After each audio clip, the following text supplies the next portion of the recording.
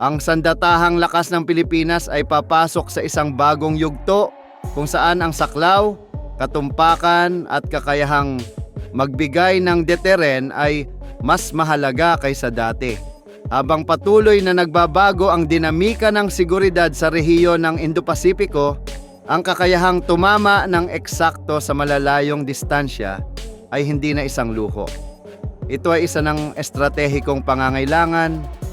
Sa ganitong konteksto, ang mga ulat mula sa South Korea's Global Economic na nagsasabing isinasaalang-alang ng Pilipinas ang pagkuha ng K-23 Chunmoo Multiple Launch Rocket System, MLRS, ay nararapat bigyang pansin. Hindi lamang ito usapin ng pagbili ng panibagong sandata. Ito ay tungkol sa malalim na pagbabago sa paraan ng pag-iisip ng Armed Forces of the Philippines, AFP, hinggil sa land-based firepower sa makabagong panahon. Ang K-23 Chunmoo ay isa sa pinaka-advanced na sistema ng artileriya ng Timog Korea. Idinisenyo bilang kapalit ng mas lumang multiple rocket launchers, ang Chunmoo ay binuo na may diin sa flexibility, survivability at scalability, hindi tulad ng mga tradisyonal na MLRS na nakatali lamang sa isang uri ng bala. Ang Chunmoo ay gumagamit ng modular launch system na nagbibigay daan upang maglunsad ng iba't ibang kalibre ng rockets at missiles mula sa iisang plataporma. Para sa Pilipinas, isang arkipelagikong bansa na binubuo ng libu-libong isla, may komplikadong lupain, mahahabang baybayin at hiwa-hiwalay na pangangailangang pandepensa, ang ganitong antas ng kakayahang umangkop ay napakahalaga. Pinapayagan nito ang AFP na iangkop ang firepower ayon sa misyon, target at heograpiyang kinakaharap. Sa teknikal na aspeto, ang Chunmoo ay nakamount sa isang highly mobile wheeled chassis na nagbibigay dito ng kakayahang mabilis na lumipat ng posisyon matapos magpaputok.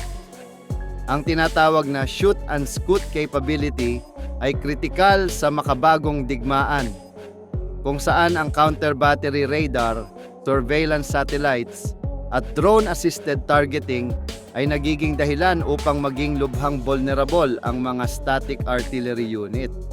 Ang ganitong konsepto ay malinaw na umaayon sa umuusbong na doktrina ng AFP na nagbibigay diin sa mobility, survivability at mabilis na pagtugon sa iba't ibang operational zones sa buong kapuluan. Sa isang senaryo ng high-intensity conflict, ang kakayahang umatake at agad na magreposisyon ay maaaring maging kaibahan sa pagitan ng pagiging epektibo at agarang pagkawasak.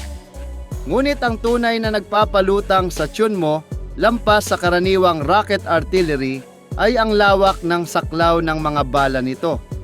Depende sa uri ng munisyon, maaari itong maglunsad ng guided rockets para sa precision strikes sa medium range, o kaya naman ay longer range tactical missiles na may kakayahang tumama sa mga target na mas malalim sa loob ng teritoryong pinagtatalunan. Ito ay nagbubukas ng bagong dimensyon para sa Philippine Army Artillery Force na sa kasaysayan ay higit na nakatuon sa short range at area effect firepower.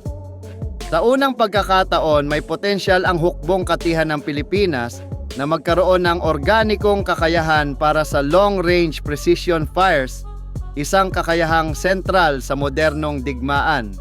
Sa konteksto ng pambansang modernisasyon ng depensa, ang posibleng pagkuha ng Chunmoo ay malinaw na umaayon sa mga layunin ng AFP Modernization Program Horizon 3. Ang yugtong ito ng modernisasyon ay nakatuon sa credible external defense, joint operations at kakayahang magpataw ng tunay na gastos sa sinumang potensyal na kalaban. Sa buong Indo-Pasipiko, ang long-range precision strike systems ay itinuturing na pangunahing haligi ng modernong deterrence strategy. Sa isang rehiyong may malalawak na distansya at napakaikling reaction time, ang kakayahang umatake mula sa malayo ay nagsisilbing malakas na panangga laban sa agresyon.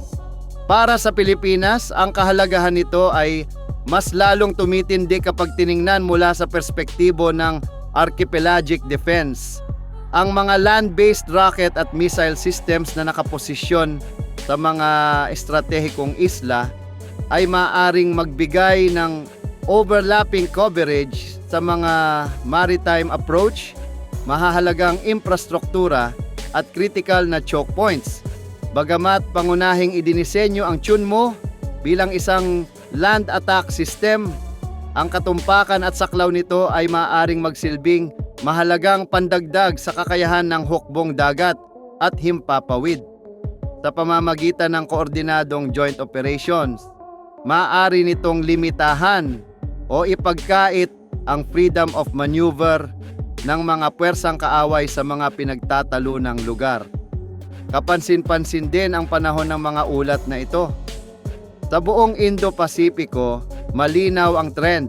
Ang mga bansa ay mas lalong umaasa sa land-based missile systems bilang sentro ng kanilang defense planning. Ipinapakita nito ang mas malawak na pagbabago patungo sa distributed, survivable at long-range strike capabilities bilang tugon sa umuusbong na banta sa rehiyon. Sa huli, kung magpapatuloy ang Pilipinas sa landas na ito, ang K-239 Chunmoo ay hindi lamang magiging isang bagong sandata sa arsenal ng AFP. Ito ay maaaring maging simbolo ng transisyon ng bansa patungo sa isang mas moderno, mas mapanupil, at mas kapani-paniwalang posture ng panlabas na depensa.